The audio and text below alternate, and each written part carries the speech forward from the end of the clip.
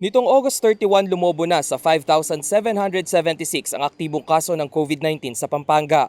Pangalawang lalawigan sa may pinakamaraming active cases sa buong Central Luzon.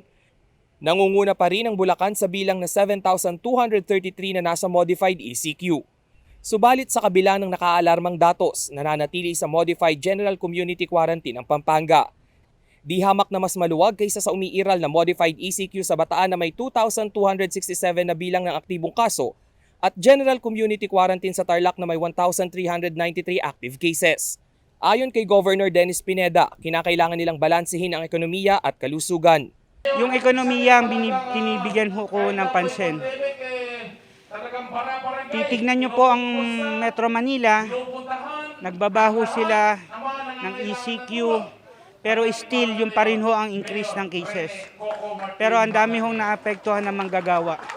Sa atin ho, pinipilit ho namin na wag natin ibaba kasi ayoko hong magsara ng mga anuman establishment. Ayoko may mga trabador na maista po sa trabaho nila. Pero ang umiiral na pinakamaluwang na quarantine status hindi umano nangangahulugan ng pagpapabaya sa kapakanan ng mga kabalen. Ipinag-utos na raw ng Provincial IATF sa mga kapitan ang pagpapatupad ng granular lockdown sa oras na magkaroon ng mataas na kaso sa kani-kanilang nasasakupan. So we'll stay at MGCQ. So mga barangay lockdown ang i-implement ho natin ngayon. It's the call of the mayor para do sa mga lockdown ho natin ng barangay level. Sa nakalipas na linggo, ang dati-rating nasa 3% case fatality rate ng Pampanga ay bumaba ng bahagya sa 2.92%. Ibig sabihin, nasa 2 hanggang 3 sa kada 100 COVID patients ng probinsya ang namamatay.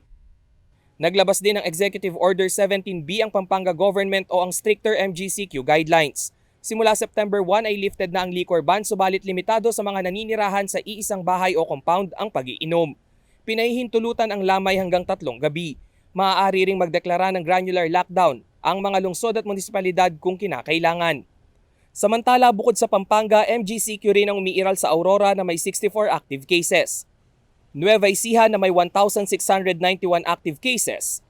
At Zambales na may 770 na aktibong kaso. Tatagal ang mga naturang quarantine status hanggang September 7. Rainiel Pawid, CLTV News.